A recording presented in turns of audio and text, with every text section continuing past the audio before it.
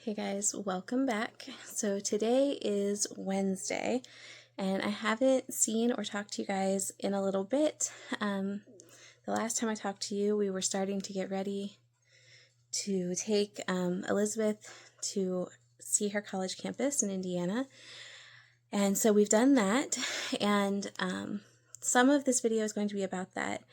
I didn't film as much as I wish I would have, but we were just present in the moment, and so I'm gonna kind of piece together the things that I do have. But I was asked after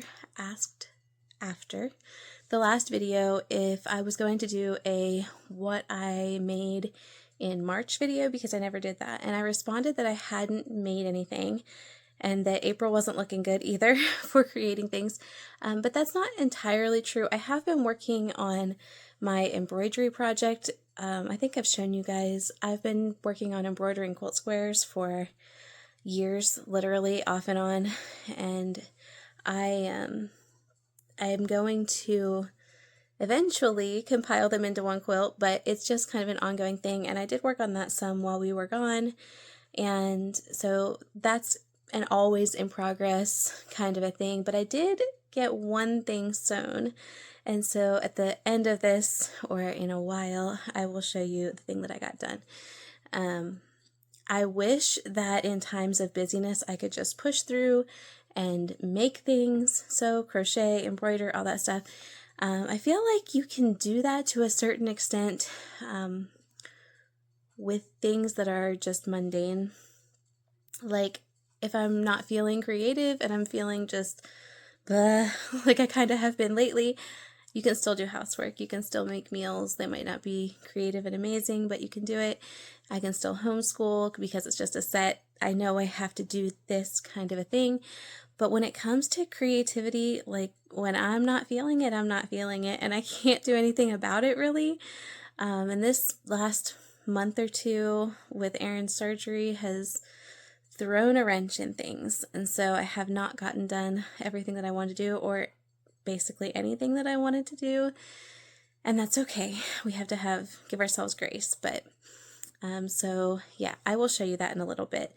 So we left on Thursday afternoon, took Aaron to bass lessons and got gas and picked up the rental car and all that stuff, and finally headed out at like 4:30 on Thursday afternoon. We got on the Pennsylvania Turnpike and headed west.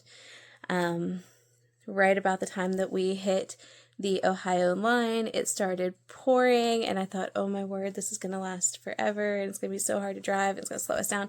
But it was a really quick, heavy downpour, and we were back on the road. The first night we stopped about 10 o'clock or so, I think, and we were just west of Toledo, Ohio. Spent the night there, got up and went and had breakfast somewhere, and then we went to a thrift store, or three thrift stores in Indiana, in my daughter's future college town, and then we went to see her campus, and it was a really nice campus.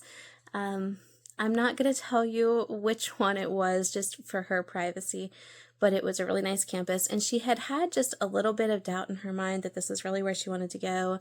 We had some people in our lives who were pushing her a different direction, and even though it shouldn't have mattered to her, it kind of did, and so it was good for her to go. I'm realizing how bad the reflection of my glasses is. So it was really good for her to go, and she said after she left there that she was 100% sure that this is where she's supposed to be. So that was a good thing for her. We spent like 3 hours touring the campus and getting to meet a couple of her professors, and anything we wanted to ask, they were more than happy to tell us. Her major, she's going to be an American Sign Language interpreter. It's a very like niche kind of a thing, and so it's not like nursing, okay? Like there's a lot of people who want to be nurses. There's not a lot of people who want to be ASL interpreters, and so the class size is super small. I asked the head of the sign language department like what the average class size was once she got to like, you know, junior and senior years of her bachelor's degree. And it's really kind of focused in on what she's going to do. And she said anywhere from 2 to 9 students is what's been in her class. So I felt really good about that. I think Elizabeth's going to enjoy having such a small class size. The entire college is a very small university. The incoming class is like 125 kids. And I think the total student body is like 1,100 or something. So I don't know how that all works out. I mean, they have graduate students too. And I think that 125 is just undergrad new students. But anyway, it seemed like it was really good. So then we drove another couple of hours and we went and stayed at Holland, Michigan for the next 2 nights. And you guys probably know, like, Dutch history is a big interest of mine. My great-grandfather came here from Amsterdam in the 1920s. And I'm very, very slowly learning Dutch because I wanted to be able to read his court-martial papers. And I did translate them using Google Translate, and so I know why he was court-martialed. How should I tell you? No, it really wasn't a big deal. He was court-martialed in Holland, in the Netherlands. You're required to serve, or you were required to serve in the military. And so he was like 19 years old, and he was serving for the Dutch army, and he was court-martialed because he was out more than 30 minutes past dusk without a light on his bicycle. So that was why he was court-martialed. But anyway, so anything Dutch is an interest to me, and apparently Elizabeth thought it would be interesting because she picked where we were going to go. So we went there and we saw the Holland Museum, which of course is about Holland, Michigan, which was settled by Dutch immigrants. But it also had, the upstairs was Dutch art and some other like artifacts, furniture, the Dutch like Declaration of Independence, those kinds of things. And I wore orange because the Dutch wear orange. But we had a really good day. We did that. And then that was actually on Saturday that we did all of those things. We did a walking tour of the city, and it was so cold. So Thursday when we left home, we had the air conditioner on. We had to shut it off before we left, and we were like, oh my word, it's so hot. And Friday was like 75 and sunny, and about the time we left the campus, it started getting windy and started to cool off. And Saturday was like a high of 43 or something and windy, and we were not dressed appropriately. It was not the best preparation for that trip, but we survived it. We also did, Saturday was such a big day, so we did the museum, the walking tour. We went and saw the Holland Windmill, which is an authentic Dutch windmill that was brought to Michigan. We played glow-in-the-dark bowling. We did glow-in-the-dark mini golf. What else? It was a long day. So finally came back to our hotel. Saturday evening, really tired. Sunday, we got up and just kind of took it slow and drove a couple of hours south, kind of toward home. And some friends of ours who used to live closer had invited us for Sunday lunch. So we were at their house for 3 hours, and it was wonderful. It was so nice to visit with them. And they invited another family from the area who had kids who were about Elizabeth's age. So their oldest 2 kids are about Elizabeth's age, and then there was these other 2. And so we were all able to just enjoy a nice meal together and some downtime before we started heading east and back toward home. And we finally left there about 4 o'clock, and we ended up, I was so tired and so sore from sitting, because at our friend's house we sat for that whole time, and then sitting in the car, my hip was really hurting. And so we got right around Cleveland, and I was like, can we just stop for the night? It was about 9 o'clock. And so we stopped there, spent the night in the grungiest hotel I've ever been in. There was hair in the sink. You could see the soap scum in the bathtub. It was very gross, but I was so exhausted. It was the best night's sleep I got the entire trip. got up early on Monday morning and came the rest of the way back. Came to my mother-in-law's, picked up all the kids, we returned the rental car, Dan took everybody else home, and I took Aaron to the hospital to have his surgery. And we were supposed to be there at 12:45, and they didn't take him back for surgery until 5:30. So we were there until 8:30 on Monday night, got home at 9 o'clock, and he's doing okay. It's a lot less invasive than the last surgery. Today is probably the worst pain he's been in, so this would be the, 48 hours after or so.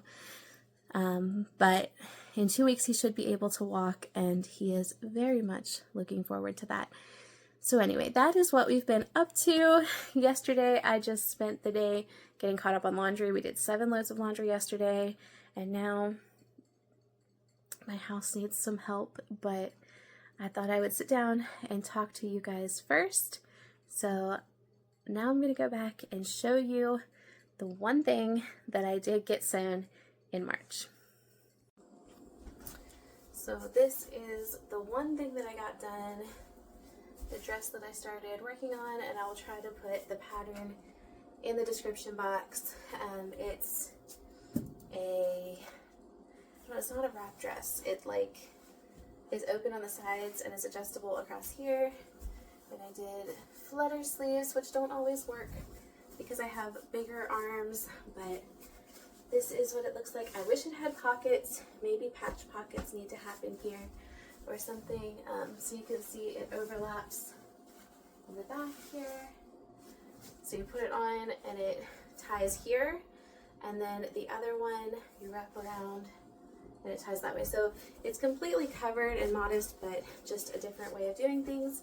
And I made it out of a sheet that I had gotten before Christmas. So that is what I got done.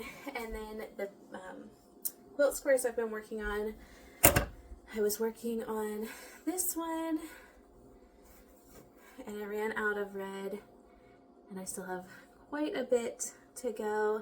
So I need to see if I have something that is similar, or I need to take a piece off the back or something and take it with me to the store and figure out what color this was. I need to figure out how many skeins it takes for each one. So this is the one that I'm working on now, and so I'm just doing them all in different jewel tones, and I bought, I think, 3 or 4 skeins of the gold, and we'll see how far I can get with that. But I've been working on this for like 3 separate times, probably 2 or 3 hours, and that's as far as I have gotten. There's all these little French knots. So I've got I think a blue one. Oops. I have a blue one and a green one, and I don't think either of them are done. I think I ran out of embroidery floss for them too. And then the red, and then the gold. And I have a total of 12 of them to do. So it's going to be a while. And then I also have, once I'm done with those, I have 12 other ones that are a different design. But these ones, I'm not doing French knots on those. It doesn't show them as French knots on that. So someday I will move on to those, but that's what I've been working on and what I've gotten done. It's not much, but it's something, I guess. So that's what we've been up to. I just want to take some time and update you guys and bring you back up to where we are in real time. And I'm going to go ahead and close out this video because the kids are outside, and I think I can just get this uploaded really fast while they're out there, move on with our day, and I will see you guys very soon. Thanks for being here. Bye.